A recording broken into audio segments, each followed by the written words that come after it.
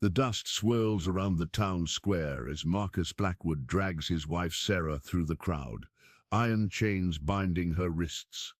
Her torn dress and bruised face tell a story the gathered men pretend not to see. This is Deadwood Creek, where women are property and conscience is a luxury few can afford. Marcus shouts his asking price while Sarah stumbles, her spirit nearly broken after years of brutal treatment. Then a shadow falls across the makeshift auction block. Ezra Stone emerges from the crowd, his weathered face carved by mountain winds and hard living. The Winchester rifle in his hands speaks a language every man in Deadwood understands. His voice cuts through the murmur like a blade through silk. The sale is over. But what happens when a mountain man's mercy collides with a town's cruelty? Before we jump back in, tell us where you're tuning in from, and if this story touches you, make sure you're subscribed, because tomorrow I've saved something extra special for you. The Winchester's barrel gleamed in the afternoon sun as Ezra held his ground, every man in the square measuring the distance between themselves and safety. Marcus Blackwood's face twisted with rage, spittle flying from his lips as he yanked Sarah's chains harder. "You got no right, stranger. This here's my wife, bought and paid for. Her daddy owed me $300, and she's collateral on that debt." Ezra's finger rested easy on the trigger, his voice steady as mountain stone. "Debt's between you and him. She ain't currency." The crowd shifted nervously. Some folks had witnessed Marcus's cruelty before, seen the bruises Sarah tried to hide beneath long sleeves and high collars.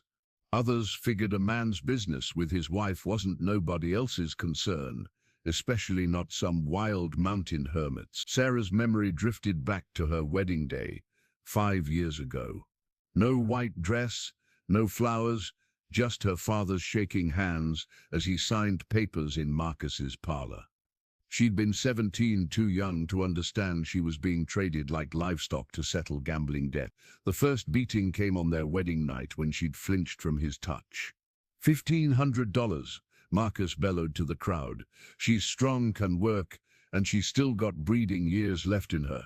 The words hit Sarah like physical blows, but something inside her flickered to life when she saw the mountain man's jaw tighten. Nobody had ever stood up for her before. Not her father, not the preacher, not the women who looked away when they saw her bruises at Sunday service. Marcus's hand moved toward his pistol, but Ezra was faster than prairie lightning. The Winchester's crack split the air, and Marcus howled as the bullet shattered his gun hand. Blood streamed between his fingers as his weapon spun away across the dusty ground. "Next one goes between your eyes," Ezra said, working the lever action smooth as silk. Sarah saw her chance. She'd hidden a spare key to her shackles in the hem of her dress for months, waiting for the right moment. With trembling fingers, she worked it free and twisted it into the lock. The chains fell away with a metallic clatter that sounded like freedom itself. "Bitch!" Marcus lunged for her with his good hand, but Sarah scrambled away, her bare feet finding purchase in the dirt. She ran toward the mountain man, toward the only person who'd ever shown her an ounce of human decency. The crowd was dividing now. Some of Marcus's ranch hands were reaching for their guns, while others backed away. A few townspeople actually stepped between Sarah and her husband, their faces grim with long-suppressed shame at what they'd allowed to happen in their community. "Tom, Jake, Billy," Marcus screamed at his men, cradling his shattered hand. "Kill that son of a bitch and bring me back my property." But Tom Henderson, Marcus's foreman, just shook his head. "I signed on to work cattle, boss, not to gun down decent folks." He turned and walked away, and 2 other ranch hands followed. Ezra backed toward his horse, Sarah close beside him. His eyes never left the crowd, reading every face, every gesture, calculating odds and escape routes. This wasn't his first fight, and it wouldn't be his last. "You can't protect her forever," Marcus snarled, his face pale from blood loss. "I'll hunt you down, both of you. She belongs to me, legal and proper." "Legal don't always mean right," Ezra replied, holstering Sarah up onto his horse's back. "And proper sure as hell don't mean decent." Sarah had never been on a horse before, but desperation gave her courage. She gripped the saddle horn as Ezra swung up behind her, his arm circling her waist protectively. The gesture was gentle, nothing like Marcus's brutal handling. "I'll have the territorial marshal after you for horse theft and kidnapping," Marcus raged. "You do that," Ezra said, spurring his horse toward the mountains. "Tell him Ezra Stone sends his regards." As they rode out of Deadwood Creek, Sarah felt wind in her hair for the first time in years. Behind them, Marcus's curses faded into the distance, but she knew he'd keep his promise. Men like him never let go of what they considered theirs. The mountain man's rifle rested across his knees, ready for trouble, but his voice was gentle when he spoke. "What's your name, miss?" "Sarah," she whispered, the word strange on her lips. She'd been woman, or wife, or worse for so long. She'd almost forgotten she had a name of her own. "Sarah," he repeated, like he was testing the sound. "Pretty name. We're going to get you somewhere safe, Sarah. I give you my word on that." For the first time in 5 years, Sarah believed someone's promise might actually mean something. The wedding ring felt like a shackle around Sarah's finger as they rode hard toward the foothills. Every bounce of the horse jarred her aching ribs, but the pain meant freedom, meant distance from Marcus's rage. She twisted the thin gold band, remembering the day he'd forced it onto her trembling hand. Ezra guided his mount up a steep trail that seemed to disappear into granite cliffs. Behind them, dust clouds marked where Marcus was gathering his men. The mountain man's eyes constantly scanned their back trail, his military training evident in how he chose cover and concealment. "You were a soldier," Sarah said, not really asking. "3rd Colorado Cavalry," he replied, helping her adjust her seat as the horse picked its way over loose rocks. "Fought at Glorieta Pass, then got sent north to deal with Confederate raiders. Lost my taste for killing when the war ended." Sarah could feel the controlled strength in his arms as he guided the reins around her. Nothing like Marcus's brutal grip that left finger-shaped bruises on her skin. This man's touch was careful, protective. "Why did you come to the mountain?" Ezra was quiet for a long moment, the only sounds their horses' breathing and the distant cry of a hawk.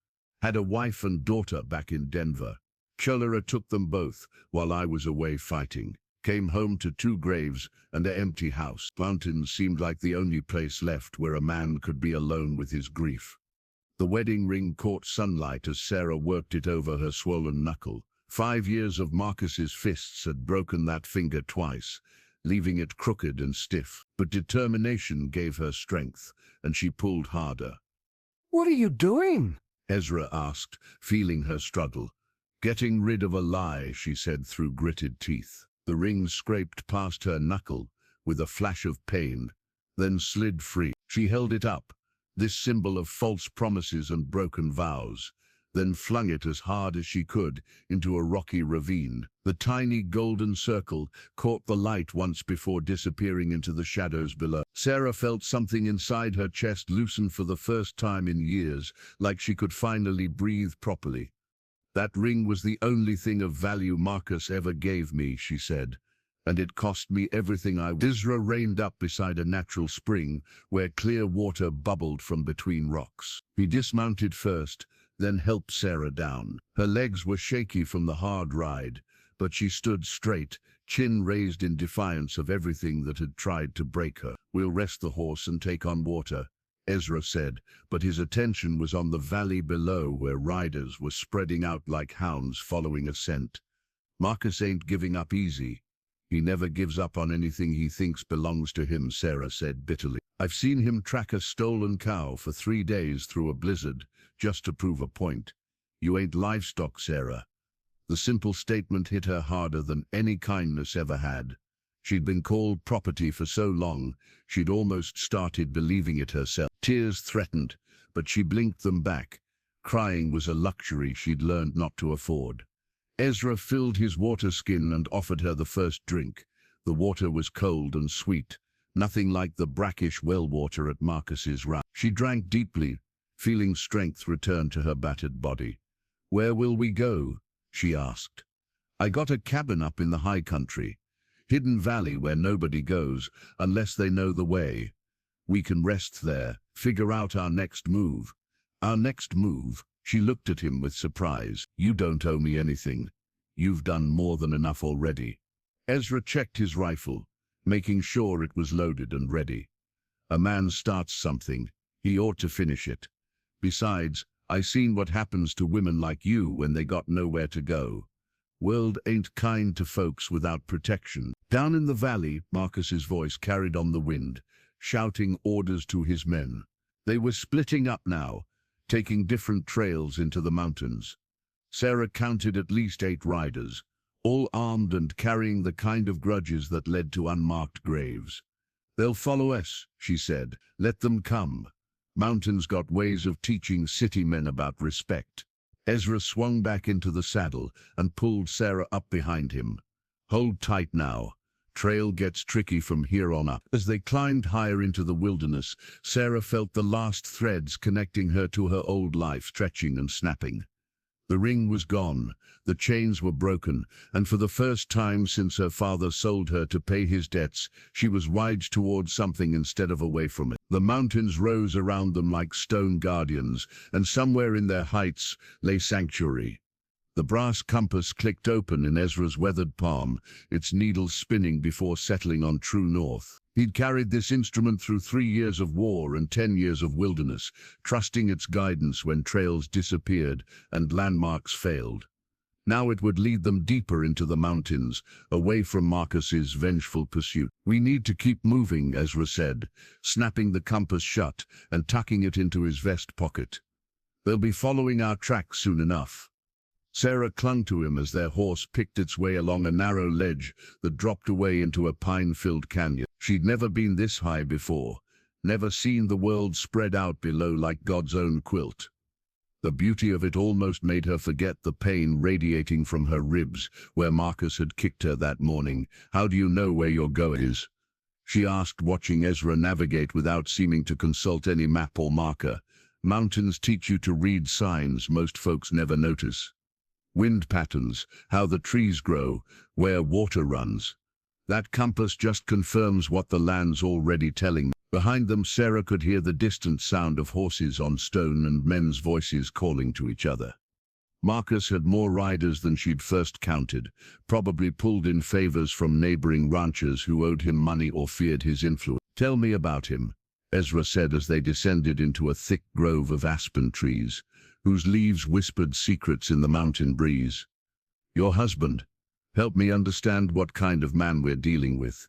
Sarah was quiet for so long that Ezra thought she might not answer. When she finally spoke, her voice was barely audible above the horse's breathing. Marcus Blackwood owns half the territory between here and Colorado Springs. Cattle, mining claims, politicians. He's used to getting what he wants, and he don't care who gets hurt in the process. She paused, gathering courage. He bought me from my father like you'd buy a plow horse. $300 and a bottle of whiskey to seal the deal. What about your mother? She have no say in the matter? Died when I was 14. Fever took her, same as took half the town that winter. After that it was just me and Papa had gambling debts that kept growing faster than crops in good soil. Ezra guided their mount around a fallen log, his movements automatic while his mind processed what Sarah was telling him. He'd seen men like her father during the war, broken souls who'd lost everything and kept making desperate bets to try and win it back. Marcus promised Papa he'd take good care of me, Sarah continued, bitter laughter escaping her lips. Said I'd have a nice house, pretty dresses, maybe even children someday. Papa wanted to believe those lies so bad he convinced himself they were true. The compass needle trembled in Ezra's pocket as they navigated a series of switchbacks that led them ever higher into the mountains. Each turn put more distance between them and pursuit, but also brought them closer to country where a single mistake could mean death. First time Marcus hit me was our wedding night, Sarah whispered. I pulled away when he tried to, when he wanted to. I was scared. You understand? 17 years old and never been touched by a man. He said I needed to learn my place. Ezra's hands tightened on the reins, but his voice remained gentle. That weren't your fault, Sarah. Not then, Not ever. They emerged from the aspen grove onto a high meadow where wildflowers painted the grass in brilliant colors. Mountain peaks rose around them like cathedral spires, their snow-capped summits touching clouds. Sarah had never imagined such beauty existed in the world. "This is where I cached supplies last month," Ezra said, dismounting near a pile of stones that looked natural but had been carefully arranged. He moved several rocks aside, revealing a hidden compartment containing dried meat, hardtack, ammunition, and a spare blanket. "You planned for this?" Sarah asked. "Man learns to prepare for trouble when he's lived through enough of it. These mountains can turn deadly quick, and having supplies scattered around means the difference between living and dying." As Ezra redistributed the supplies in his saddlebags, Sarah watched their back trail. Dust clouds were visible now, closer than before. Marcus wasn't giving up, and he had enough men to split up and cover multiple routes. "They're gaining on us," she said. Ezra followed her gaze and nodded grimly. "Time to leave the easy trails behind. From here on up, we go where horses don't like to travel, and most men ain't brave enough to follow." The compass would guide them through the treacherous high country, but Sarah wondered if even Ezra's wilderness skills would be enough to keep them ahead of Marcus's determination. Some men, she knew, would follow their obsessions straight into hell itself. The cave paintings flickered in the firelight like ancient spirits dancing on stone walls. Sarah traced her finger along the faded red ochre figures, hunters and buffalo and stars that had watched over this hidden sanctuary for centuries. The images spoke of survival, of humans finding shelter in the wilderness long before towns and laws and men who bought women like cattle. "Cherokee painted these," Ezra said, feeding small sticks to their fire. "Maybe Ute. Hard to say for certain, but they knew this place was special, hidden from the wind, water nearby, good sight lines down the valley." Sarah pulled the borrowed blanket tighter around her shoulders. This was the first time in 5 years she'd been able to sit in complete silence, without Marcus's angry voice or his heavy footsteps on the porch boards. The peace felt strange, almost frightening in its completeness. "I never saw anything like this," she whispered, still studying the paintings. "They're beautiful. Story goes that warriors would come here before big hunts or battles, seeking visions from the spirits. Maybe they painted what they saw in their dreams." Ezra settled beside her, careful to maintain respectful distance. "My grandmother was part Cheyenne. She told me stories about places like this, where the old ones left their wisdom for those who came after." Outside the cave, wind howled through the pines, but inside their stone shelter, warmth from the small fire pushed back the mountain cold. Sarah had never felt so far from civilization, yet somehow safer than she'd been in years. There, she pointed to a particular figure painted high on the wall. "That woman there with the long hair. She looks like she's running." Ezra followed her gaze to the graceful figure that seemed to dance across the rock face, arms outstretched, hair flowing behind her like freedom itself. "Maybe she was running to something instead of away from it," he said softly. The words hung in the cave air between them. Sarah felt tears threaten for the second time that day, but these were different tears, born of hope rather than despair. When had she last felt hope? Maybe not since she was a child, before her mother died and left her at the mercy of men who saw her as currency. "Tell me about your life before," she said. "Before the war, before the mountains. What was it like?" Ezra poked at the fire, sending sparks spiraling upward toward the cave opening. "Had a little spread outside Denver, nothing fancy but good land for horses. My Mary, she had the gentlest way with the animals. Could calm a spooked stallion just by talking to him soft-like. And your daughter, Emma," his voice grew softer still, 8 years old, when the sickness took her. "Sweetest little thing, always bringing me wildflowers and pretty rocks she found. Used to say she was going to be a mountain explorer when she grew up. Map all the places nobody'd seen before." Sarah saw the pain in his weathered face, recognized the look of someone who'd lost everything that mattered. It was the same expression she saw in her own mirror, though her losses were different. "I'm sorry," she said. Been 10 years now. Pain don't go away, but it changes shape. It gets easier to carry, like stones in your pocket instead of boulders on your back. Through the cave opening, they could see torches moving far below in the valley. Marcus's men were still searching, but the darkness and treacherous terrain worked against them. One rider had already turned back, his horse limping from a stone bruise. "They're not giving up," Sarah observed. "Expected as much. Man like Marcus don't accept losing, especially when it comes to something he thinks belongs to him. But they won't find this place. Been coming here for years, and I ain't never seen another soul."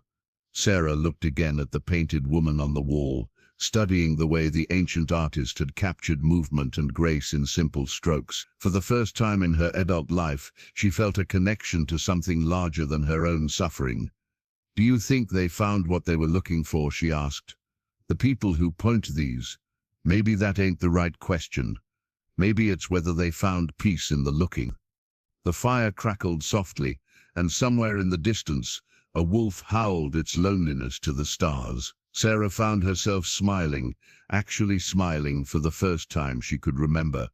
Not the forced smile she'd worn to avoid Marcus's fist, but something real and spontaneous. "Thank you," she said simply. "For what?" "For seeing me as a person worth saving." Ezra met her eyes across the firelight, and she saw in them the same recognition she felt in her heart. Two broken souls finding shelter together in the wilderness, surrounded by the wisdom of those who'd survived before them. Steam rose from the natural hot springs like ghosts escaping from the earth's hidden heart. Sarah had never seen anything like it. Water bubbling up from deep underground, heated by forces she couldn't understand but was grateful to receive. The mineral-rich pools formed terraced steps down a rocky slope, each one a different temperature, perfectly arranged by nature's patient hand. "Cherokee called this the healing waters," Ezra said, testing the temperature with his finger. "Said the spirits made these springs to mend what was broken in body and soul." Sarah hung back, suddenly aware of her appearance. Her dress was torn and stained with dust and blood, her hair tangled from their wild ride through the mountains. More than that, she was conscious of the scars Marcus had left on her skin, the map of violence written across her body in bruises and old wounds. "It's safe," Ezra assured her, reading her hesitation. "I'll keep watch from that ridge there. You take all the time you need." He turned away respectfully, climbing up to a position where he could see the approaches to their hidden sanctuary. Sarah watched him go, marveling at his consideration. Marcus had never shown her such courtesy, never acknowledged her need for privacy or dignity. Alone now, Sarah slowly undressed beside the springs. Her reflection in the clear water showed the full extent of her husband's cruelty. Finger-shaped bruises on her arms, a boot print on her ribs, the crooked set of her twice-broken nose. But as she slipped into the warm water, something began to change. The heat penetrated deep into her aching muscles, loosening knots of tension she'd carried for years. Minerals in the water stung her cuts at first, then seemed to soothe them. Sarah closed her eyes and let herself float, feeling weightless for the first time in her adult life. "I was 16 when my mother died," she said aloud, knowing Ezra could hear her from his watch position. Somehow it was easier to speak these truths to the mountain air than face to face. She'd been sick for months, wasting away despite everything the doctor tried. The springs gurgled softly around her as she found her voice telling her story to the listening wilderness. "Papa took it hard, started drinking more, gambling with men who played for keeps. By the time I turned 17, he owed money to half the territory. Marcus came calling with an offer. Papa couldn't refuse, or didn't want to." Steam swirled around her like a protective veil as painful memories surfaced, but here in the healing waters they seemed less sharp, more manageable. "First year of marriage I kept hoping Marcus would change. Thought if I was a better wife, cooked his meals just right, kept the house spotless, maybe he'd learn to be gentle, but violence was in his nature, deep as bone marrow." From his position on the ridge, Ezra's voice carried down soft as mountain wind. "Weren't nothing you could have done different, Sarah. Some men are broken in ways that can't be fixed. I tried to leave once," she continued, sinking deeper into the warm embrace of the springs. Got as far as the next county before his men caught up with me. Punishment lasted 3 days. After that, I stopped thinking about escape, started thinking about just surviving. The water lapped gently against the stone edges of the pool, a sound like whispered comfort. Sarah ducked her head under, letting the mineral-rich water wash through her tangled hair, carrying away dust and fear and the memory of Marcus's hands. When she surfaced, she felt somehow lighter, as if the springs had drawn poison from her spirit, along with dirt from her skin. The bruises were still there, the scars unchanged, but they seemed less important now. Just marks on flesh that would heal in time. "There's clean clothes in my saddlebags," Ezra called down. "Belong to my Mary. Might fit you well enough." The thoughtfulness of it brought tears to Sarah's eyes. She climbed out of the springs, feeling reborn, wrapping herself in the blanket Ezra had provided. The borrowed clothes fit reasonably well, a simple brown dress and undergarments that smelled of lavender and mountain air. As she dressed, Sarah caught sight of torches moving in the valley below. Marcus's men were closer now, following a different trail that might lead them to the springs by morning. But for this moment, she felt strong enough to face whatever came next. The healing waters had given her something she'd thought lost forever. Not just cleanliness, but a sense of her own worth, her own capacity for renewal. Whatever happened when Marcus finally caught up with them, she would meet it as Sarah, not as his property. The branding iron lay heavy in Marcus's saddlebag, its metal surface cold to the touch, but scarred from years of marking his property. He'd used it on countless head of cattle, burning his MB mark deep into hide to show the world what belonged to him. Now, as he led his remaining men deeper into the mountains, he fingered the iron's handle and thought about other marks he might make. "Trail's getting mighty dangerous, boss," said Pete Hawkins, one of the few hands still loyal enough to follow him into this wilderness. "Lost 2 horses already to loose rock, and Jimmy's mount through a shoe." Marcus's broken hand throbbed where the mountain man's bullet had shattered bone, but rage kept him focused through the pain. He'd wrapped the wound in torn shirt fabric, but blood kept seeping through the makeshift bandage. "I don't care if we have to crawl on our bellies," Marcus snarled. "That bitch belongs to me, and I aim to get her back, along with the hide of that interfering bastard who stole her." Behind them, 3 more riders had turned back as the trail grew treacherous. Men who'd signed on to work cattle weren't keen on risking their necks in a personal vendetta, especially when that vendetta led them into country where a single misstep meant a 100-foot fall onto sharp rocks. "Maybe we should head back, get the territorial marshal involved," suggested another hand. "Make this all legal-like." Marcus wheeled his horse around so fast the animal nearly stumbled on the narrow path. His eyes blazed with the kind of fury that had made grown men step aside when he walked through Deadwood Creek. "Legal?" he spat. "I got papers saying she's my wife, bought and paid for. That's all the legal I need. And when I catch up with them, I'm going to make sure everyone in 3 counties knows what happens when you steal from Marcus Blackwood." The branding iron clinked against his saddle as his horse picked its way over loose shale. He'd been thinking about Sarah's punishment during the long ride, planning exactly how he'd mark her so she'd never forget who owned her. Maybe burn his initials on her shoulder, where everyone could see them. Maybe somewhere more intimate where only he would know they were there. "Found something," called out Jake Morrison, who'd been scouting ahead. He held up a scrap of torn fabric, part of Sarah's dress that had caught on a thorn bush. "They came this way for sure." Marcus dismounted and examined the cloth, bringing it to his nose to smell her scent. 5 years of marriage, and he still felt the same possessive hunger that had driven him to buy her from her worthless father. She was his property, his investment, and nobody took what belonged to Marcus Blackwood. "How far ahead you figure they are?" asked Pete. "Not far enough," Marcus replied, tucking the fabric into his vest pocket like a trophy. "Mountain man thinks he's clever, taking the high trails where horses don't like to go. But he's got a woman with him now, and women slow a man down, make him soft, make him careless." The trail ahead disappeared into a maze of granite cliffs and hidden canyons. Marcus had hunted these mountains before, tracking rustlers and claim jumpers who thought the wilderness would protect them. He knew how to read signs most men would miss, how to follow tracks across bare rock and through running water.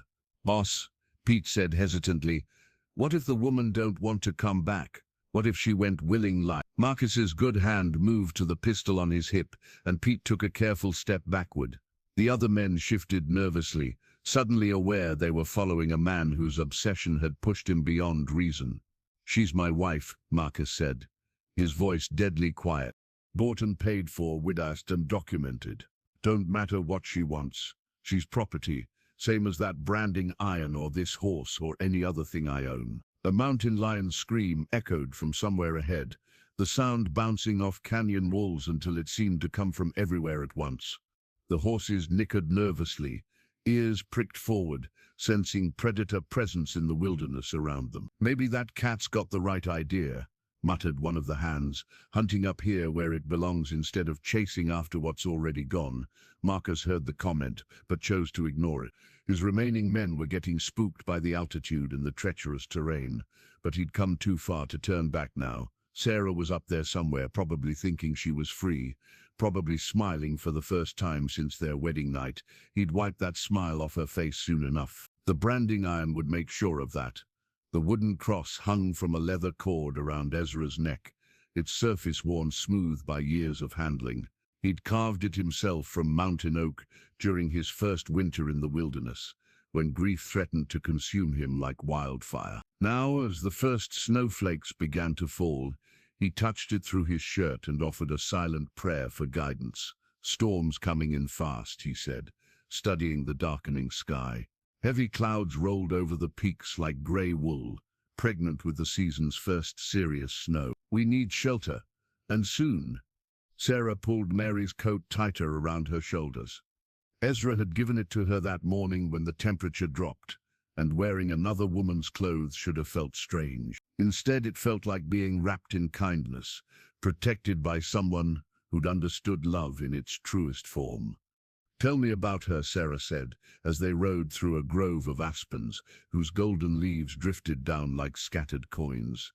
"Your wife, what was she like?" Ezra's hand went automatically to the cross, fingers tracing its familiar edges. Mary was the kind of woman who saw good in everything, could find beauty in a thunderstorm, hope in a hard winter. Used to say that God hid blessings in the most unlikely places, just to see if folks were paying attention. "How did you meet?" "Church social in Denver. I was fresh back from the war, angry at the world and everything in it. She walked right up to me while I was standing alone in a corner, told me I looked like a man who'd forgotten how to smile." His voice grew soft with memory. "Spent the whole evening trying to prove her wrong." Sarah could picture it, this gentle woman approaching a wounded soldier with nothing but compassion in her heart. It made her think of her own mother, who'd had that same gift for seeing past surface pain to the person underneath. "She sounds wonderful. She was patient as mountain stone, strong as spring steel." When Emma came along, Mary just bloomed like a flower in sunlight. Never seen a woman take to motherhood so natural-like. The first serious snowflakes began to fall, fat and wet, sticking to their clothes and the horses' mane. Ezra knew these mountains well enough to read the signs, and everything about this storm said they needed shelter fast. "There's a line cabin up ahead," he said, urging their mount forward. "Built it myself 3 summers ago for just such emergencies. Stock it with firewood and supplies twice a year." Behind them, barely visible through the increasing snowfall, torches flickered in the valley below. Marcus's men were still pursuing, but the storm would work against them. City men didn't understand mountain weather, didn't know how quickly it could turn deadly. "Will they follow us in this?" Sarah asked, watching the torches disappear behind curtains of snow. "Some might try, but mountain storms have a way of separating the determined from the foolish. By morning we'll know which kind of men we're dealing with." The cabin appeared through the swirling snow like a blessing made manifest. Small but solid, built from local timber and chinked with mountain clay. Smoke was already curling from the chimney, which meant Ezra's preparations had been thorough. "How did you know?" Sarah asked as they dismounted. "Didn't know. Hoped. That's what faith is, really. Making preparations for grace and trusting it'll show up when needed. Inside, the cabin was simple but warm. A stone fireplace, rough-hewn furniture, shelves lined with preserved food and medical supplies. Everything a man might need to survive a hard winter or nurse someone back to health. Sarah noticed a small shrine in one corner, holding a daguerreotype of a woman and child, along with pressed flowers and a child's wooden toy. Ezra's family, preserved in memory and love. I come here when the grief gets too heavy, he admitted, following her gaze. Helps me remember they're not really gone, just waiting somewhere I can't see yet. Do you think they'd approve of what you did in town, I mean? Ezra touched the cross again, feeling its weight against his chest. Mary always said the Lord put us here to look after each other. Can't imagine she'd fault me for following that teaching. Outside, the storm intensified, wind howling through the pines and snow piling against the cabin walls. But inside their small sanctuary, warmth and safety wrapped around them like a promise kept. Sarah watched Ezra as he moved around the cabin, checking supplies and banking the fire for the long night ahead.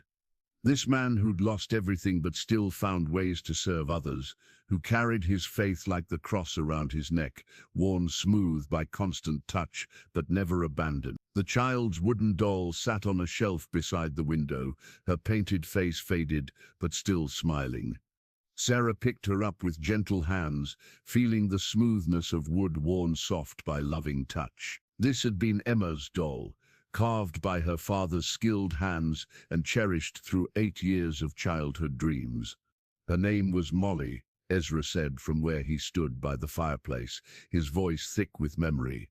Emma carried her everywhere, said Molly was her best friend and adventure companion.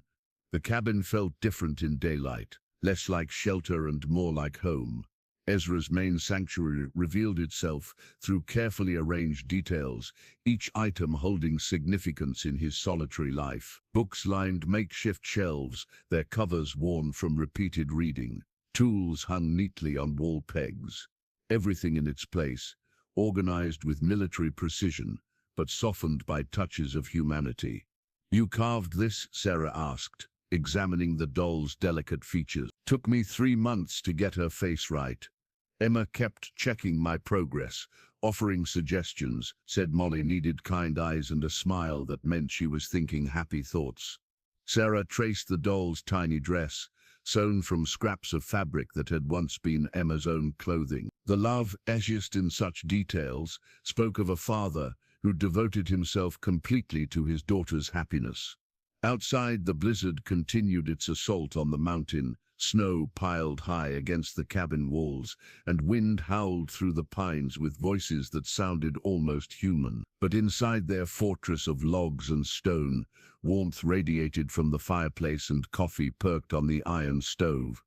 "This is beautiful up here," Sarah said, looking through the window at the storm-wrapped peaks. "Peaceful in a way I never imagined possible. Takes some getting used to, the quiet. First year I was here, the silence nearly drove me mad. Kept waiting for sounds that never came. Wagon wheels on cobblestones, vendors calling their wares, church bells marking the hours." Sarah set the doll back on her shelf with care, positioning her so she faced the window where she could watch over the valley. "Do you ever get lonely?" "Every day. But there's a difference between being alone and being lonely. Alone means you got space to think, to grieve, to heal. Lonely means you got nobody who understands your heart." The words hung between them like a bridge waiting to be crossed. Sarah felt something shift in her chest, a flutter of possibility she'd thought Marcus had beaten out of her years ago. "I've been lonely my whole married life," she admitted. "Surrounded by people in town, but never free to be myself with any of them. Always pretending everything was fine. Wearing long sleeves to hide the bruises, smiling when I wanted to scream." Ezra poured coffee into 2 tin cups, the rich aroma filling the cabin with comfort. "Mary used to say loneliness was just love, with nowhere to go. Said the cure wasn't finding somebody to love you back, but finding somebody worth loving, even if they couldn't return it." "She sounds very wise," She was smarter than me by half, though she was too kind to point it out very often. He handed Sarah a cup, their fingers brushing briefly in the exchange. What about you? Before Marcus, I mean. What were your dreams? Sarah wrapped her hands around the warm cup, letting the heat penetrate her palms. I wanted to teach school, had this idea I could make a difference in children's lives, help them see possibilities beyond whatever circumstances they were born into. What stopped you? Life, Mama's illness, Papa's debts, the war making everything uncertain. By the time things settled down, I was already married and learning that dreams were luxuries I couldn't afford. Through the storm they could hear distant sounds, branches cracking under snow loads, the occasional rumble of small avalanches in higher elevations. Nature was reshaping the landscape with each passing hour, erasing trails and changing the very face of the mountains. Storm like this might last 3 days, Ezra said, reading the signs only mountain dwellers understood. Maybe more. We're well supplied, and the cabin's built to handle worse weather than this. What about Marcus and his men? They'll have to find shelter or turn back. City horses aren't built for this kind of travel in deep snow. Most sensible thing would be to wait it out in Deadwood Creek and try again when conditions improve. Sarah touched the doll's tiny hand, thinking about the little girl who'd played with her, who'd planned adventures and dreamed of exploring unmapped territories. Emma's spirit seemed to linger in this place her father had built, blessing it with innocence and hope. The leather-bound journal lay open in Sarah's lap, its pages filled with Ezra's careful handwriting and detailed sketches. He'd given her permission to read it during the long hours of their storm-bound captivity, saying a person's thoughts deserve to be shared with someone who might understand them. March 15th, 1871, she read aloud by firelight. The silence gets heavier each day, like snow piling on a roof until something has to give. Talked to Mary's picture for an hour this morning, telling her about the elk I saw yesterday. Felt foolish afterward, but less alone.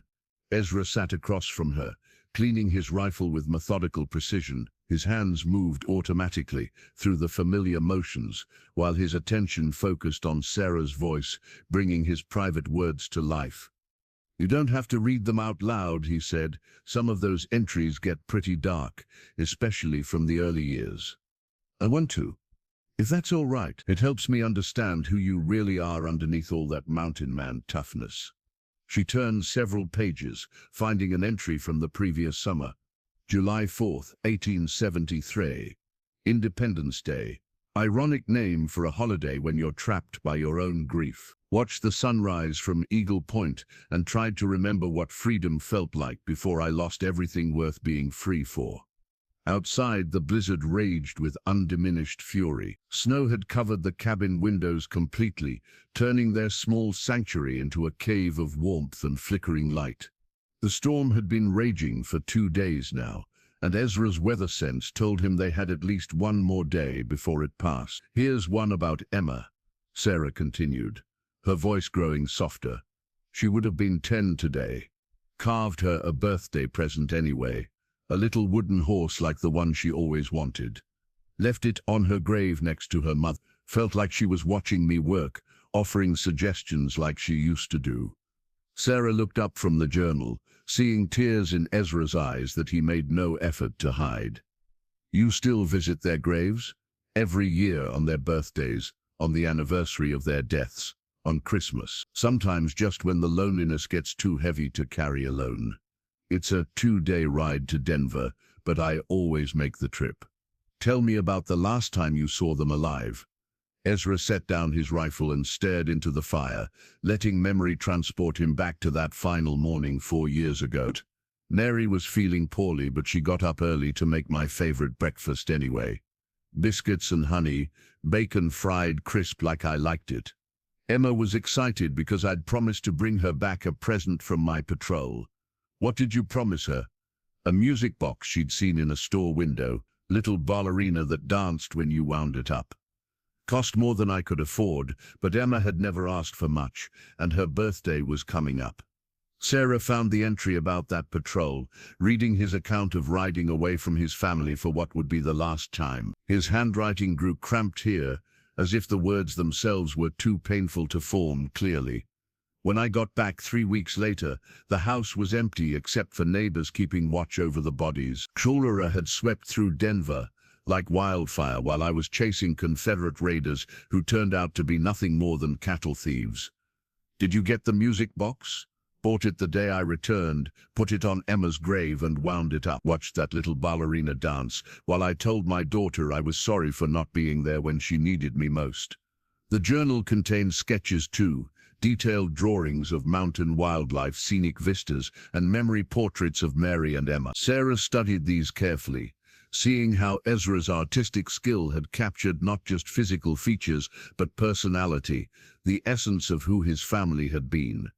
"You're very talented," she said, examining a sketch of Emma laughing. "She looks so alive on the page. Drawing helps me remember them as they really were, not as the sickness left them."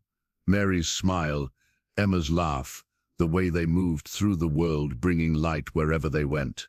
In the distance they could hear trees cracking under the weight of accumulated snow. The storm was reshaping the entire landscape, creating a world that would be unrecognizable when it finally passed. Sarah wondered if she too was being reshaped by this enforced intimacy, by sharing space with a man who showed her what gentleness looked like. "Thank you for letting me read this," she said, closing the journal carefully. "It helps me understand that pain doesn't have to destroy a person. Sometimes it can make them more human." The quilt spread across Sarah's lap was a masterwork of color and patience, each square carefully cut from scraps of fabric and stitched together with thread that caught the spring sunlight. She'd spent the long winter months creating it, transforming remnants of old clothing and worn blankets into something beautiful and warm. "Last piece," she said, threading her needle with blue cotton thread that matched the mountain sky. "Been working on this since the blizzard trapped us here." Ezra watched from the doorway of his cabin, marveling at how different Sarah looked from the broken woman he'd rescued 6 months ago. Her face had filled out with proper feeding, her posture straightened with newfound confidence. Most importantly, her eyes held light again, the spark of someone who'd remembered how to hope. "It's beautiful work," he said, settling beside her on the porch steps. "My Mary would have admired the pattern. She always said you could tell a woman's story by looking at her quilting. What does this one tell you?" Ezra studied the intricate design, seeing how Sarah had arranged the fabric pieces. Dark colors from her old life as Marcus's property gradually gave way to brighter hues, creating a visual journey from shadow into light. "Tells me about transformation, about taking broken pieces and making them into something stronger than they were apart." Sarah smiled, the expression coming easily now. "Ezra Stone, you're getting poetic in your old age. Must be the company I'm keeping." The valley below them bloomed with wildflowers, paintbrush and lupine, creating carpets of color between the pine groves. Snow still capped the highest peaks, but down here in their hidden sanctuary, spring had arrived with warmth and promise. A dust cloud on the distant trail caught Ezra's attention. Riders approaching, too many to be casual travelers. His hand moved automatically to his rifle, and Sarah felt the change in his posture. "How many?" she asked, her voice steady despite the fear that clutched at her heart. 8, maybe 10. Could be Marcus finally found our trail, or could be something else entirely. Sarah folded her quilt carefully, smoothing the fabric with hands that had learned new skills during their winter together. She'd discovered talents she'd never known she possessed, abilities that had nothing to do with serving a man's demands and everything to do with creating beauty from necessity. "I won't go back," she said quietly. "Whatever those riders want, whoever they are, I won't go back to being his property." "Nobody's taking you anywhere you don't want to go," Ezra promised, but his attention remained fixed on the approaching dust cloud. "Go inside and get my field glasses. They're on the shelf beside my journal." Sarah returned quickly with the brass telescope, handing it to Ezra with steady fingers. He extended the instrument and studied the riders, his expression growing more serious with each passing moment. Federal Marshal's badge on the lead rider. Marcus must have gotten territorial authorities involved, made this official. "Can they force me to go back? Legally? Maybe. Depends on what papers they're carrying and how much influence Marcus wields in territorial politics. But legal don't always mean right, and right don't always mean legal. The riders were close enough now that Sarah could make out individual figures. Marcus rode beside the federal marshal, his wounded hand still bandaged, but his posture radiating the same arrogant confidence that had terrified her for 5 years. Behind them came 6 armed men, a mixture of his ranch hands and what looked like hired guns. "Sarah Blackwood," the marshal called as they approached the cabin. "I'm Federal Marshal Thompson, and I have legal documents requiring your return to your husband's custody." Sarah stepped out from behind Ezra, her chin raised in defiance. The quilt remained folded in her arms, a symbol of everything she'd built during her months of freedom. "My name is Sarah," she said clearly. "Just Sarah. I'm not anybody's property." Marcus's face twisted with rage at her words. "You're my wife, legally married and bound by territorial law. Marshal Thompson has the papers to prove it." "Papers signed under duress," Ezra interjected. "When a 17-year-old girl is sold to pay her father's debts, that ain't marriage. That's human trafficking." Marshal Thompson was a lean man in his 50s, weathered by years of frontier justice. His eyes moved between the faces before him, reading the story written in their expressions and postures. "Mr. Blackwood has filed charges of kidnapping and theft of property," he said carefully. "But I'm obligated to hear all sides before making any determinations." Sarah clutched her quilt tighter, feeling the strength of all those careful stitches holding the fabric together. Like her new life, it was built from fragments, but those fragments had been chosen and arranged with love. The marriage certificate crackled as Marshal Thompson unfolded it, the official seal of Colorado Territory stamped in faded blue ink. The document bore witness to Sarah's union with Marcus Blackwood, signed 5 years ago by a justice of the peace who'd asked no questions about the bride's bruised face or the way her hands shook when she held the pen. "Legal marriage, properly witnessed and recorded," the marshal said, studying the paper. "That carries weight under territorial law, Mrs. Blackwood." "That paper don't tell the whole story," Ezra said, stepping closer to Sarah in a gesture of protective solidarity. "Show him the real document, the one that started all this." Sarah reached into her dress pocket and withdrew a folded piece of paper she'd kept hidden throughout her marriage. Her father's promissory note, written in his unsteady hand after too many whiskeys and too many losing bets. "This is what really happened," she said, handing the note to Marshal Thompson. "My father owed Marcus $300. I was payment on that debt, not a willing bride." The marshal read the note carefully, his weathered face showing surprise at the crude language of the transaction. "I, William Hayes, being of sound mind and desperate circumstance, do hereby pledge my daughter Sarah as wife to Marcus Blackwood in settlement of all debts between us." "That's a legal contract," Marcus interjected, his voice sharp with desperation. "Her father had the right to make that arrangement." "Did he?" Marshal Thompson folded both documents and studied the faces before him. "Miss Sarah, how old were you when this marriage took place?" 17, sir. And I never consented to it, was told I could marry Marcus or watch my father go to debtor's prison. Maybe worse." "She's lying," Marcus snarled, but sweat beaded on his forehead despite the cool mountain air. "Women lie when they want to avoid their responsibility." Marshal Thompson had served on the frontier for 15 years, long enough to recognize the difference between legal technicality and moral justice.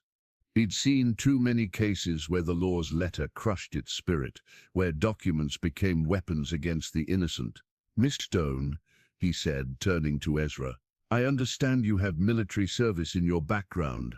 3rd Colorado Cavalry, served with distinction at Glorieta Pass and afterward, got the commendations to prove it if needed."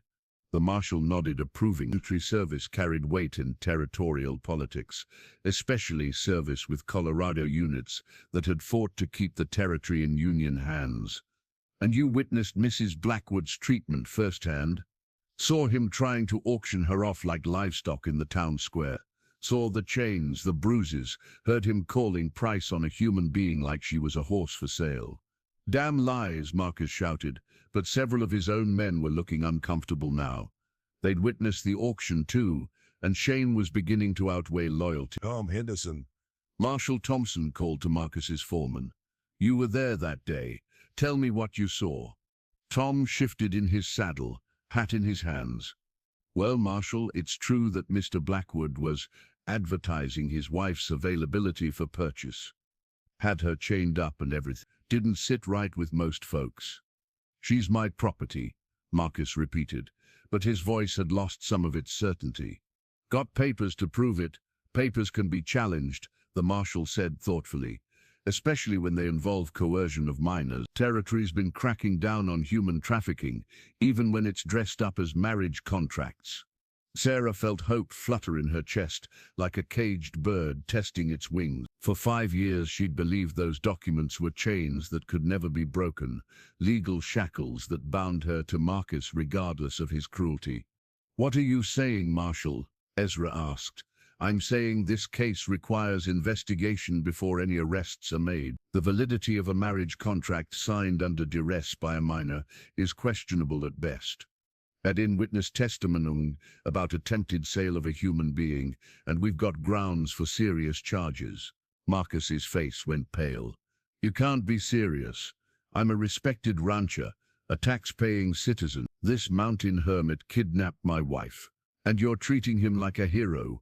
I'm treating this like what it appears to be, Marshal Thompson replied firmly.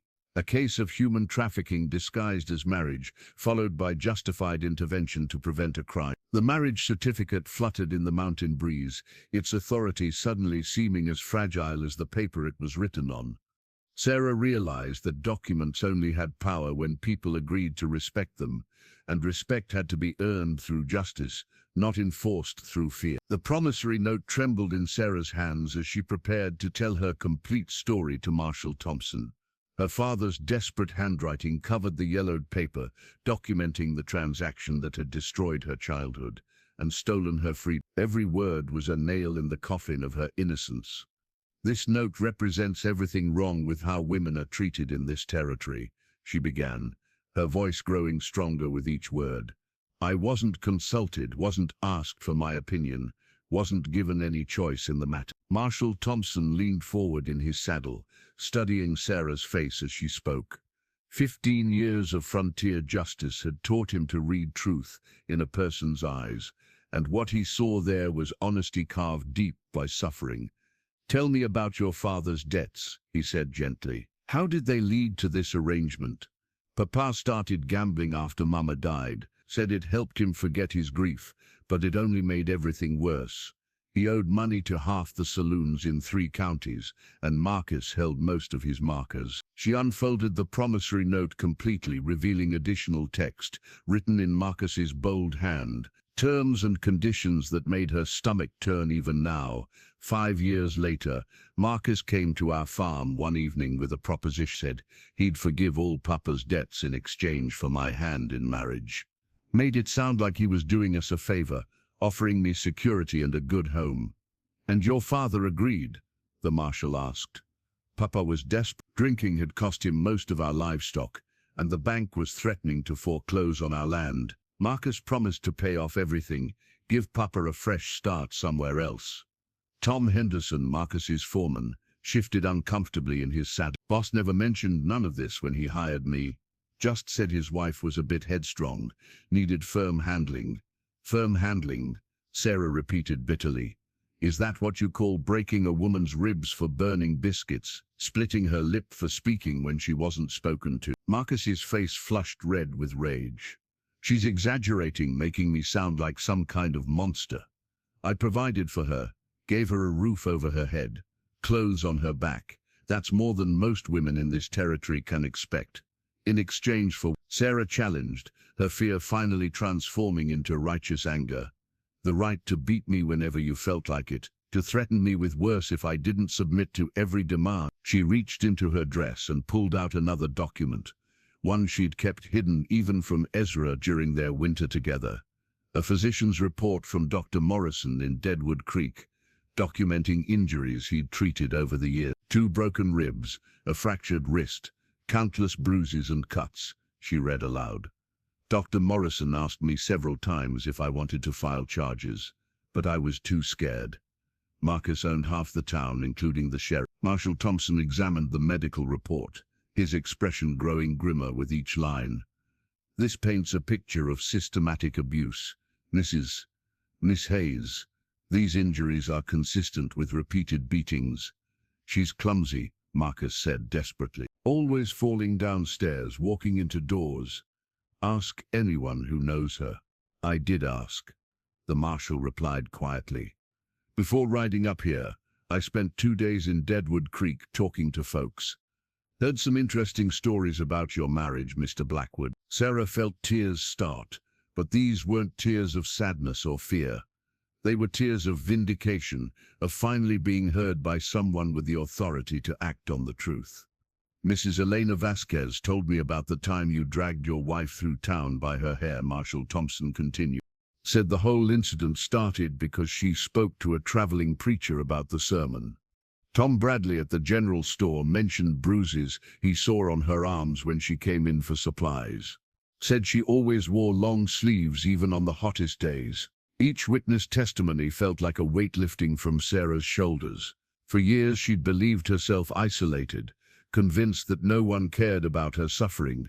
Now she understood that people had been watching, remembering, waiting for someone with authority to ask the right questions. Even if all that's true, Marcus said, his voice taking on a wheedling tone, she's still my legal wife. These frontier marriages might not be perfect, but they're binding under territorial law.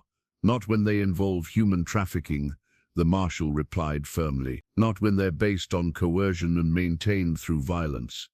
The territorial governor has made it clear that we won't tolerate slavery in any form, including marriage slavery.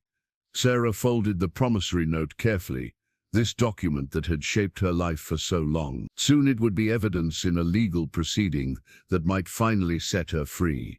The marshal's badge caught sunlight as Thompson dismounted, its silver surface polished to a mirror shine. The six-pointed star represented the authority of the United States government in this remote territory, the power to enforce justice even in the wildest corners of the frontier. Based on the evidence presented and witness testimony gathered, Marshal Thompson announced formally, I hereby declare the marriage contract between Sarah Hayes and Marcus Blackwood null and void due to coercion, trafficking, and abuse of a minor. Sarah felt her knees buckle with relief. Ezra's strong hand steadied her elbow, but she barely noticed the contact. After 5 years of believing herself legally bound to Marcus, the words seemed impossible, too good to be true. You can't do this, Marcus raged, his face purple with fury. I got rights under territorial law. That woman belongs to me, bought and paid for. Your rights ended the moment you started treating a human being as property, the marshal replied coldly. And frankly, Mr. Blackwood, your choice of words isn't helping your case. The badge seemed to grow heavier on Thompson's vest as he contemplated the broader implications of his decision. Cases like this were becoming more common as the territory struggled to balance frontier pragmatism with evolving concepts of human rights. Furthermore, he continued, you're under arrest for human trafficking, assault and attempted sale of a person. These are federal crimes that fall under my jurisdiction. Marcus's hired guns shifted nervously, hands moving toward their weapons. But Tom Henderson, the foreman, held up a restraining hand. Boys, don't make this worse than it already is, Tom said firmly. We signed on to work cattle, not fight federal marshals. Tom's right, agreed another ranch hand. This whole business has gone too far. Ain't worth dying over. Marshal Thompson kept his hand near his Colt, reading the tension in the group of armed men. His badge might represent federal authority, but out here in the wilderness, authority only mattered if you could back it up with force. Miss Hayes, he said without taking his eyes off Marcus's men, you're free to go wherever you choose. The territorial government offers you its protection and apology for what you've endured. This isn't over, Marcus snarled, but defeat was creeping into his voice. I got friends in Denver, Political connections. I'll appeal this decision all the way to Washington if I have to. You do that, Thompson replied. While you're appealing from territorial prison, where you'll be serving 5 to 10 years for human trafficking. The badge seemed to pulse with moral weight as the marshal considered the lives hanging in the balance. Sarah Hayes represented hundreds of women trapped in similar circumstances, victims of a legal system that still treated females as chattel in many frontier communities. Mr. Stone, Thompson addressed Ezra. The territorial government thanks you for your intervention in this matter. Your actions likely saved Miss Hayes's life. Ezra nodded acknowledgement, but kept his rifle ready. Marcus's desperation made him dangerous, and desperate men often chose violence over surrender. Sarah, Marcus said, his voice suddenly taking on a pleading tone. You can't just throw away 5 years of marriage. We built a life together, had plans for the future. You built a prison, Sarah replied, her voice steady and strong. I was never your wife, Marcus. I was your victim. The words hit him like physical blows. For the first time in their relationship, Sarah had spoken to him as an equal, without fear or submission. The transformation was complete, from broken victim to empowered woman. Miss Hayes will need an escort to wherever she chooses to go, Marshal Thompson said practically. The territory can provide protection until you're settled safely. I'm staying here, Sarah announced, surprising everyone except Ezra. This mountain is my home now. These people are my family. Marcus lunged forward with a roar of rage, his damaged hand reaching for the pistol at his hip. But years of abuse had taught Sarah to recognize the signs of his violence, and this time she was ready. Ezra, she shouted. The mountain man's rifle cracked like thunder, and Marcus spun sideways, his weapon flying from nerveless fingers. Blood bloomed across his shirt, where the bullet had shattered his shoulder, dropping him to his knees in the mountain grass. Should have stayed down the first time, Ezra said grimly, working the lever action to chamber another round. Marshal Thompson's badge gleamed as he stepped forward to take Marcus into custody. Justice had finally found its way to this hidden valley, carried on the authority of that simple piece of silver and the courage of those willing to enforce it. The military medal lay heavy in Ezra's palm, its bronze surface tarnished with age, but its inscription still clearly readable, for valor above and beyond the call of duty. He'd earned it at Gloria Pass, leading a desperate charge that broke Confederate lines and saved Union artillery from capture. Now, as gunshots echoed across his peaceful valley, he wondered if he'd need that same courage one final time. Marcus had escaped custody during the night, overpowering Marshal Thompson while the lawman slept and stealing weapons from his own men. Now he crouched somewhere in the rocks above the cabin, with a rifle, taking pot shots at anyone who moved in the open. How many shots has he fired? Sarah asked from where she pressed herself against the cabin wall. 7. Ezra replied, checking his Winchester's action. Most rifles hold 15 rounds, but Marcus ain't known for his marksmanship. He's firing wild, more anger than aim. A bullet whined off the stone chimney, sending rock chips flying. Sarah flinched but held her ground, no longer the cowering victim who'd been dragged through Deadwood Creek in chains.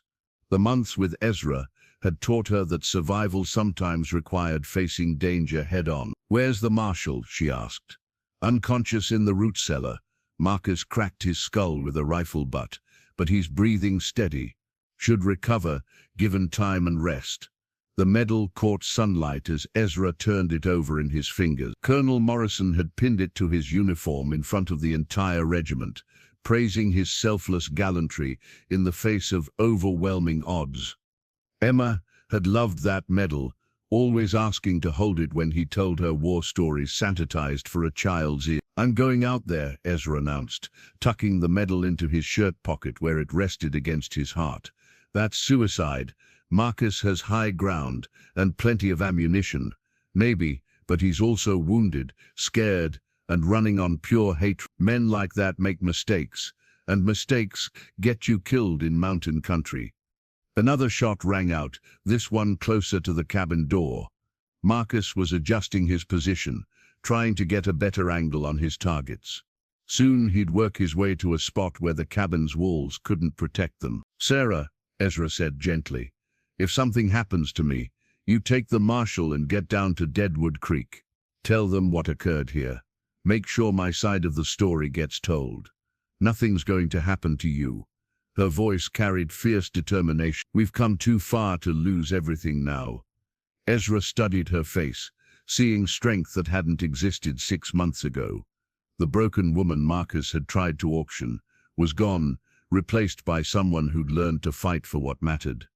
"You're right," he agreed. "We have come too far." He moved to the cabin's back window, studying the terrain where Marcus had taken cover. Rocks and scrub pine provided concealment, but they also limited movement. The wounded man was trapped by the same geography that protected him. "Military training teaches you to think like your enemy," Ezra explained, as he planned his approach. "Marcus is angry, desperate, and in pain. He wants revenge more than he wants to survive. That makes him predictable." The meadow seemed to pulse with memories of other battles, other desperate situations where courage had to overcome fear. At Glorietta Pass, he'd charged across open ground because his men needed someone to follow. Today, he'd do the same thing for Sarah. "I'm coming with you," she announced. "Absolutely not. He's my tormentor, Ezra. This is my fight as much as yours. Sarah, you could get killed out there. I could get killed in here too. At least outside, I'm choosing my own fate instead of having it chosen for me." Her logic was sound, but Ezra's protective instincts rebelled against the idea. Then he looked into her eyes and saw the same determination that had carried him across that battlefield in New Mexico. "Stay low, follow my lead, and don't take any unnecessary risks," he said finally. They slipped out the cabin's back door, using the building's bulk to shield them from Marcus's position. The metal bounced against Ezra's chest as they moved, a reminder that sometimes the greatest honor came from protecting those who couldn't protect themselves. Above them, Marcus's rifle cracked again, but the shot went wide. His wounded shoulder was affecting his accuracy, and desperation was clouding his judgment. The predator was becoming prey, and he didn't even realize it yet. "Ready?" Ezra whispered. Sarah nodded, her jaw set with resolve. "Let's finish this." The metal grew warm against his heart as they began their final approach. The simple gold band rested in Ezra's weathered palm, catching afternoon sunlight that filtered through the pine boughs. Unlike the twisted shackle Marcus had forced onto Sarah's finger, this ring was a perfect circle, unbroken and smooth, symbolizing partnership rather than ownership. "It was Mary's wedding ring," he said softly, offering it to Sarah as they sat beside his wife's grave. "I carved her name inside the band, along with a verse from Corinthians about love never failing."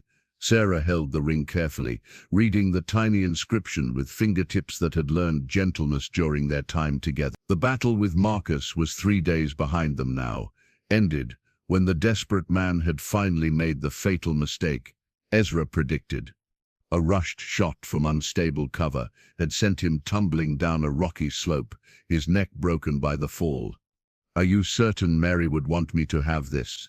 Sarah asked.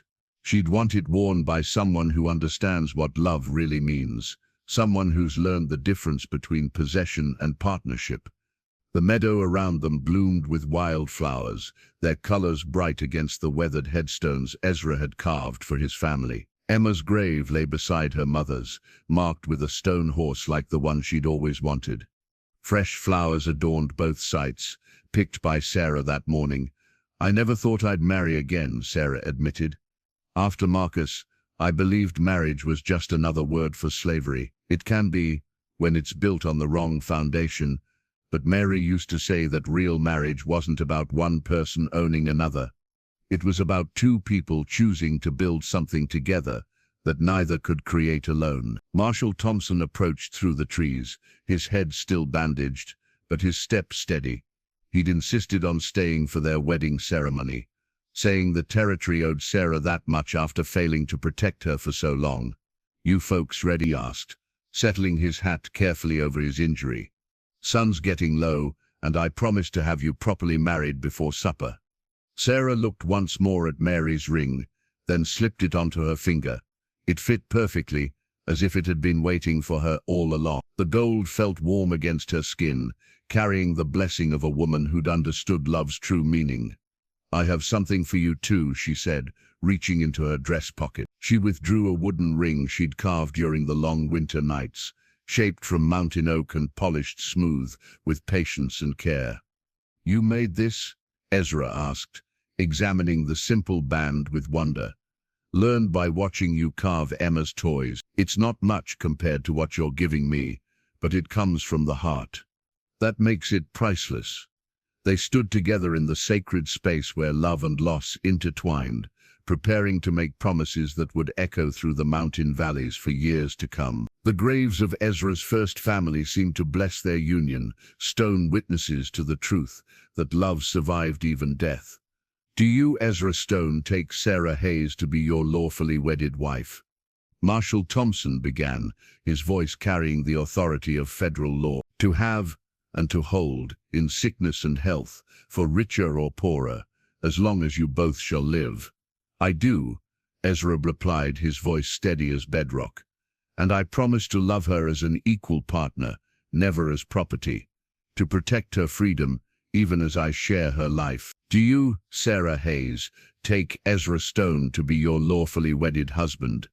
To have and to hold, in sickness and health, for richer or poorer, as long as you both shall live." Sarah looked into Ezra's eyes, seeing reflected there the man who'd risked everything to save a stranger, who'd shown her what gentleness looked like, who'd taught her to trust again. "I do," she said clearly, "and I promise to stand beside you as an equal, to build our life together on respect and kindness instead of fear and dominance." They exchanged rings as the sun painted the mountains gold, each band a promise freely given, rather than forcibly taken. The ceremony was simple, witnessed only by Marshal Thompson and the graves of those who'd loved before them. "By the authority vested in me by the United States Territory of Colorado, I now pronounce you husband and wife," Thompson declared. "You may kiss your bride." Ezra's kiss was gentle, respectful, everything Marcus's brutal possession had never been. Sarah felt tears on her cheeks, but these were tears of joy, of hope, of new beginnings built on the ashes of old pain. The gold ring caught the last rays of sunlight as they walked back toward their cabin, two souls who'd found in each other the healing they'd both desperately needed. The foundation stones lay in perfect rows, each one carefully selected from the mountain streams and fitted together with patience and precision. Ezra and Sarah worked side by side, building the addition to their cabin that would house the growing family they dreamed of creating together. "This one goes here," Sarah said, hefting a granite boulder that would anchor the southeast corner. "Mary told me in a dream last night that the nursery should face the morning sun." Ezra paused in his work, studying his wife's face. Over the past year of marriage, Sarah had developed an easy relationship with his first family's memory, speaking of Mary and Emma as if they were beloved relatives, rather than painful reminders of loss. "Mary always did have strong opinions about how things should be arranged," he replied with a gentle smile. "Emma, too. That little girl could reorganize a room faster than most adults could mess it up." The foundation work was slow but satisfying, each stone representing another day of their life together, another choice to build rather than destroy. Sarah had proved surprisingly skilled at the heavy labor, her years of abuse having left her stronger than she realized. "Tell me again about the house you want to build here," she said, wiping sweat from her forehead with the back of her hand. "Not just a house, a home. Wide front porch, where we can sit in the evenings, kitchen big enough for a family to gather, bedrooms for children who'll grow up knowing they're safe and loved." Sarah placed her hand on her still flat belly, where new life had begun to grow just weeks after their wedding. The pregnancy was still their secret, too precious and fragile to share with anyone else yet. "How many children do you want?" she asked. "As many as God sees fit to bless us with." But mostly, I want children who never know what it feels like to be afraid in their own home. Each foundation stone represented a promise, a commitment to building something permanent in a world that had shown them both how quickly security could be lost. The granite blocks would outlast their own lives, supporting the dreams of generations yet to come. Miss Patterson from town stopped by yesterday while you were hunting. Sarah said, mortaring another stone into place. Said she heard rumors that more families are thinking about settling in this valley. What did you tell her? That we'd welcome good neighbors, people who understand that this land is meant for building lives, not just making money. The work continued as afternoon shadows lengthened, their hands moving in practiced harmony. Sarah had learned to read Ezra's needs without words, anticipating when he'd need another stone or a drink of water. He, in turn, had discovered her natural intuition for construction, her ability to see how spaces should flow together. Ezra said, setting the final cornerstone with ceremonial precision. Foundations complete. Come spring, we can start on the frame. Sarah ran her hands along the solid stone walls they'd built together, feeling the permanence of what they'd accomplished. These foundations would support not just a house, but a legacy of love and safety that stretched into an unimaginable future. It's beautiful, she whispered. It's just the beginning. They stood together in the gathering dusk, arms around each other's waists, looking at the skeleton of their future home. Already Sarah could imagine children playing in the yard, gardens blooming around the foundation, additions built as their family grew. Ezra, she said quietly, there's something I need to tell you. He turned to face her, reading the mixture of joy and apprehension in her expression. In the year they'd been married, he'd learned to recognize when Sarah had important news to share. We're going to need that nursery sooner than we thought, she continued, her hand moving to her belly. I'm carrying our child. The words hung in the mountain air like a blessing.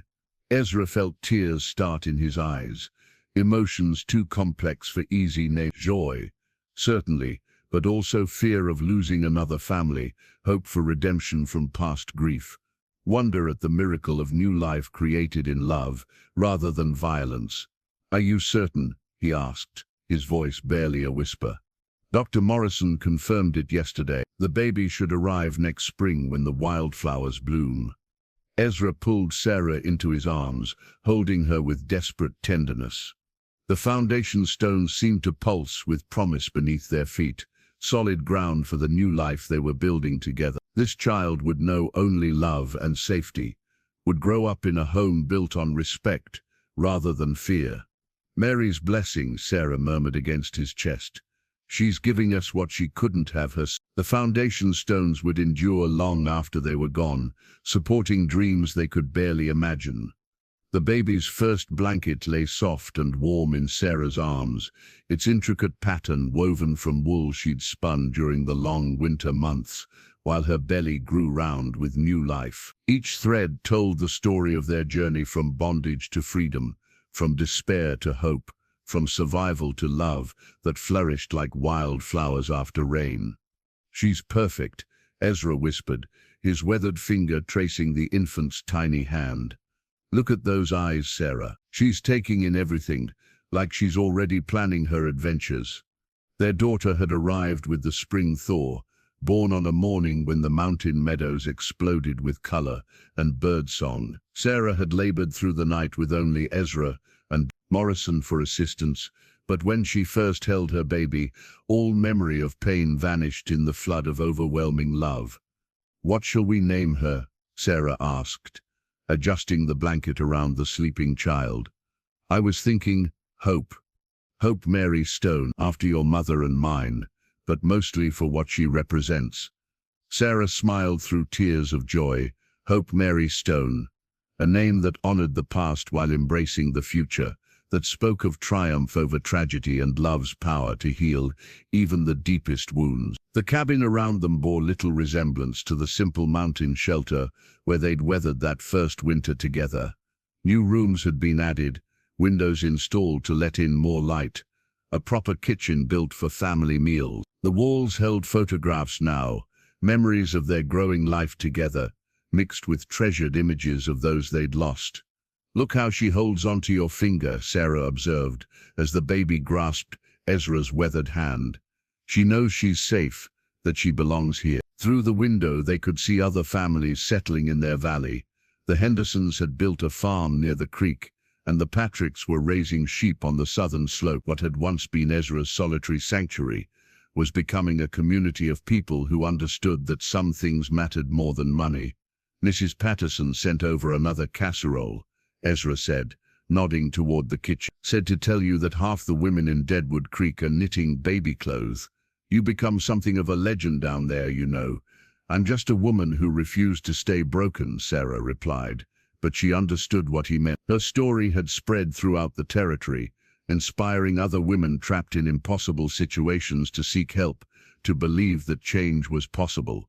The baby stirred in her arms, making the soft sounds that meant hunger was approaching. Sarah had marveled at how naturally motherhood had come to her, how instinctively she understood her daughter's needs. Perhaps because she'd spent so many years having her own needs ignored, she was determined to anticipate and fulfill every requirement for love, comfort, and security that hope might have. "She's getting hungry," Sarah said, preparing to nurse the baby. "I'll make you some tea," Ezra offered, but he lingered, reluctant to leave this perfect moment of family peace. As Sarah fed their daughter, she reflected on the miraculous journey that had brought them to this point. 2 years ago, she'd been a piece of property being auctioned in a dusty town square. Now she was a wife, a mother, a woman who owned her own life and shared it freely with those she chose to love. "What are you thinking about?" Ezra asked, settling beside them with steaming cups of chamomile tea. "Everything.